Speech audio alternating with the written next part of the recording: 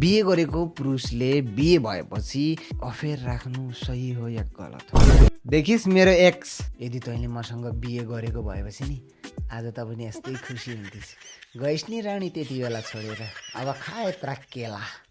जोसँग अफेयर चलेको हुन्छ कसैको पनि श्रीमानको, उसले केही टेढोमेढो गऱ्यो भनेपछि त्यो रिस बुढीमै निकाल्छन् श्रीमानहरूले। नमस्ते सम्पूर्णमा यो बुढाबुढीको गफ गाममा नि तपाईँहरूलाई स्वागत छ। यो हाम्रो पहिलो एपिसोड हो। पहिलो एपिसोडमा तपाईँहरूलाई म एउटा मजेदार किस्सा सुनाउँछु है। तिमी अघि मलाई के सोध्दै थियौ, आजभोलि मलाई पैसा किन दिनुहुन्न रे के हो तपाईँले स्यालेरी आएपछि मलाई दिनुहुन्न। स्यालेरी भनेपछि खासमा त म भन्ने हो भनेपछि बेरोजगार छु, कहिलेकाहीँ यताउताबाट पैसा आइहाल्छ, त्यही पनि यसलाई म दिँदैन। किन, त्यसको पनि कारण छ। पहिलेका बुढापाकाहरूले भन्थे श्रीमतीलाई पैसा दियो भनेपछि लक्ष्मी आउँछिन् भनेर। तर वास्तवमा केटाकेटीहरू जो पनि भिडियो हेर्दै हुनुहुन्छ दर्शकहरू, आजभोलि त्यो पैसा दिएपछि लक्ष्मी आउँदैनन्, के आउँछन् थाहा छ? लिपस्टिक, कहिले नेल पोलिस, कहिले झुम्का, कहिले स्यान्डल, कहिले सुट, कहिले साडी, कहिले जुत्ती, कहिले के भनेपछि सबै आउने भनेको के हो? पार्सल। लक्ष्मी आउँदैनन्, पार्सल चाहिँ पक्का आउँछन् 100%। अब त्यो बुढीलाई पैसा दिएको फाइदा के हुन्छ? बिहान नै यहाँ बेङ्गलोरमा कचडाको गाडी आउँछ, बन्नी बन्नी भनेर के त्यस्तै भनेर आउँछ होइन? त्यो गाडीमा त्यो यसको आएको पार्सलहरू, मतलब श्रीमतीहरूका आएका पार्सलहरूको त्यो कभर उठाएर लगेर हालेर आउने। आँखा यस्तै हुन्छ, बिहान बिहान आइमाईहरू मेक्सी लगाएर आएकै हुन्छन्। छि घिनै लाग्छ यार बिहान कचडा फाल्न जान पनि। अरू के भन्नु छ? मेरो डायलग सकियो, स्क्रिप्ट यति नै थियो। हामी केटी मान्छेहरूले बिहे गरेपछि मङ्गलसूत्र लगाउने, सिन्दुर लगाउने, साडी लगाउने, कुर्ती लगाउने, एकदमै पुरै बनेर ठनेर बस्नुपर्छ। तपाईँहरूलाई चाहिँ के गर्नुपर्ने? तपाईँहरूलाई यो अनुहार हेर्दा थाहा हुँदैन यो बिहे भएको मान्छे हो भनेर। हामी मर्दहरूको अनुहारै हेरेर थाहा भइहाल्छ कि हाम्रो बिहे भएको हो भनेर। अब अरू के भन्नु छ? अनुहारमा के छ त्यस्तो? एकचोटि क्यामेरा यसरी जुम हुँदैन कि हात पुग्दैन मेरो त्यहाँ। अघि देखाएको थिएँ नि, अलि ब्याक गरेर हेर्नु होला। गाइज यार स्क्रिप्ट मैले खतरा बनाएको थिएँ है यो भिडियोको लागि, यो बिर्सिहालेँ। म बिर्सेको छैन, भन्छु सुन्नु न। तपाईँ जहिले पनि तिमी खाना राम्रो बनाउँदैनौ, तिमी यस्तो राम्रो गर्दैनौ, उस्तो राम्रो गर्दैनौ, जहिले पनि मलाई सुनाइराख्नुहुन्छ।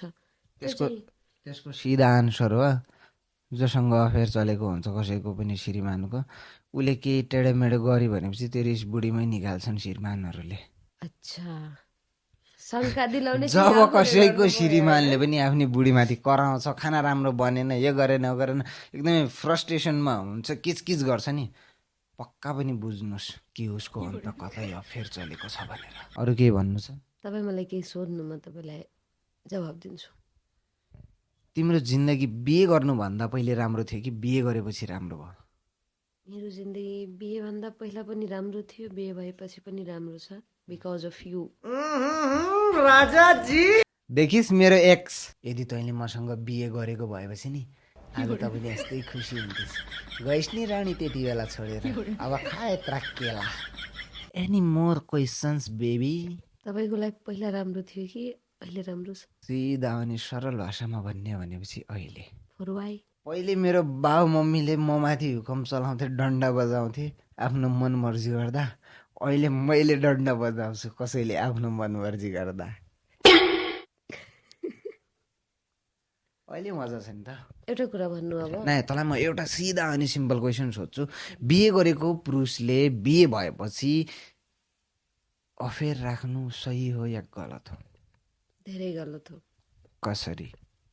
तपाईँले कसैको छोरी, जो पनि छोरी बहिनी जोसँग पनि बिहे गर्नुहुन्छ नि, कति पागल नि, बहिनीसँग को बिहे गर्छ? अरे कसैको जो कसैको पनि होइन, अब उसले पनि एउटा उम्मिद अपेक्षा राखेको हुन्छ, मेरो श्रीमान भएपछि म यस्तो गर्थेँ, म यहाँ जान्थेँ भनेपछि यी आइमाईहरूलाई, यी केटीहरूलाई कहिले पनि आफूमाथि भरोसा हुँदैन, अर्काकै छोरामाथि भरोसा हुन्छ।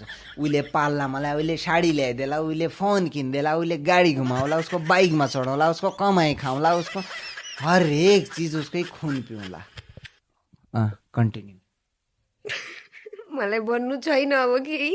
मतलब सोधेको मैले होइन, अपेक्षा गरेको हुन्छ बिहे गरेपछि होइन, किनकि बिहे हुनुभन्दा पहिला अपेक्षा भनेकै त्यही हो, अर्काको छोरालाई लुट्ने, अरे उसलाई सुन्नु गधा त। जस्तो काम गराउने, घोडा जस्तो कुदाउने।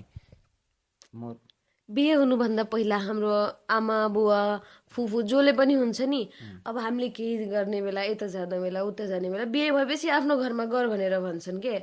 अब हामी त्यही सपना बोकेर हुन्छौँ कि बिहे भएपछि अब हामीले यस्तो गर्ला श्रीमानले यस्तो गर्छन्। तर बिहे भएपछि हामीलाई थाहै हुँदैन। के थाहा हुँदैन। हाम्रो काम रुम क्लिन गर्ने, झाडु लगाउने, पोछा लगाउने, रोटी बनाउने, त्यत्तिकै काम हुन्छ हाम्रो। त्यति मात्र। फेरि अस्ति त मलाई भनिरहेको थियो, तपाईँलाई थाहा छ घरमा लेडिजको कति काम हुन्छ, एक लेडिजले कति काम गर्छ, नोकरी गर्नु, घर हेर्नु, यो हेर्नु, त्यो हेर्नु। यहाँ त काम त यति पो रहेछ। असलियत त अहिले आयो बाहिर। बिहान साँझ बेलुका सबै काम त्यही हुन्छ। खाना पकाउने, भाँडा धुने, रुम क्लिन गर्ने, त्यत्तिकै काम हुन्छ। त्योभन्दा बढी हामीले यता जान्थे उता जान्थे, जो हाम्रो बिहे पहिलेको सपना हुन्छ नि, त्यो त यो 4 दिवारीमा नै बन्द भइहालेको हुन्छ। बिहेभन्दा पहिलेको यिनीहरूको सपना के हुन्छ थाहा छ? कुनै एउटा राम्रो केटा होस्, गुट्का नखाने, सिगरेट नखाने। त्यो हाम्रो जमाना हो। अहिलेको नयाँ जेनेरेसनका फेरि अलगै छन्। सिगरेट पिउने होस्, बियर पिउने होस्, क्लब जाने होस्, किनकि उनीहरूलाई पनि इन्जोय गर्न मिल्छ। यिनीहरूको सपना भनेकै यही हुन्, जसरी पनि, जुन तरिकाले पनि, जहिलेकी पनि केटी किन नहोस्, बुढा पैसावाला हुनु पऱ्यो, राम्रो हुनु पऱ्यो, राम्रो कमाइवाला हुनु पऱ्यो। यिनीहरूको काम भनेको के हो? बस लुटेर खाने। म त्यस्तो सोच्दिनँ, मेरो स्वभाव चाहिँ त्यस्तो छैन। बरु स्वभाव स्वभाव यस, स्वभाव भनेको के हो? स्वभाव not स्वभाव स्वभाव। स्वभाव भने मेरो स्वभाव त्यस्तो छैन। मेरो स्वभाव यति छ कि तपाईँ पैसा नकमाउनु, तर मलाई मायाले राख्नु, जति बेला पनि मायाले बोल्नु। मायाले बोल्ने बेला काम पनि त गर्नु पर्यो। कहिले सागमा, सब्जीमा, दालमा नुनै हाल्या छैन, कहिले ओभरै हाल्या छ, होइन? ग्यास चुल्हाको अगाडि ठाडो पारेर मोबाइलमा सिरियल हेरेका छन् खाना बनाउने बेला। कसरी आउँछ माया? कहाँबाट आउँछ?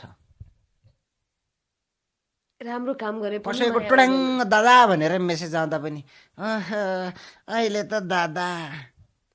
एउटा कुरा बताउनु, अहिले तपाईँ एकछिन पहिला कहाँ जानुभएको थियो रुमभन्दा बाहिर? यही हरकतले माया आउँछ कसैले? आउँछ? बिल्कुल आउँदैन के। अब यत्रो राति बाहिर गएपछि शङ्का लाग्दैनन्? रुममा लाइट गएको थियो, तँलाई थाहा छ, जियोको सिममा यहाँभित्र नेट चल्दैन, वाइफाई चलिरहेको थिएन, त्यही कारणले गएको। बताएर जानु थियो नि बताएर तपाईँ। नै गएँ म। म त सुतिराखेको थिएँ, अब मलाई के थाहा। यो भनेको सामान्य झगडा हो। यसरी माया आउँदैन के। यसरी के आउँछ थाहा छ? टेन्सन आउँछ। टेन्सन भनेको 10 वटा छोरा हो, कहाँबाट आउँछ? के हो? टेन्सन भनेको 10 मतलब 10, सन मतलब छोरा। चिन्ता, होइन?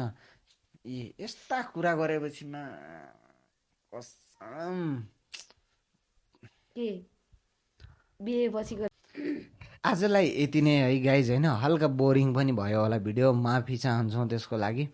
भोलिको एपिसोड चाहिँ कसम भन्दैछु, रटी दिनभरि स्क्रिप्ट लेखेर यो नबुझ्ने स्टुडेन्टलाई पनि, होइन, राम्रोसँग स्क्रिप्ट रटाएर भिडियो बनाउँछु। आज चाहिँ यसले भिडियो चाहिँ बोरिङ गर्यो, होइन?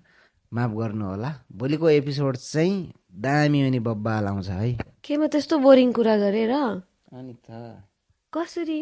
तपाईँहरूलाई म बोरिङ कुरा गरेँ भन्नु त कमेन्टमा। भनिस् नि, एकदमै बोरिङ कुरा गरिस्। बोरिङ कुरा गरेको होइन, मैले सही भनेको।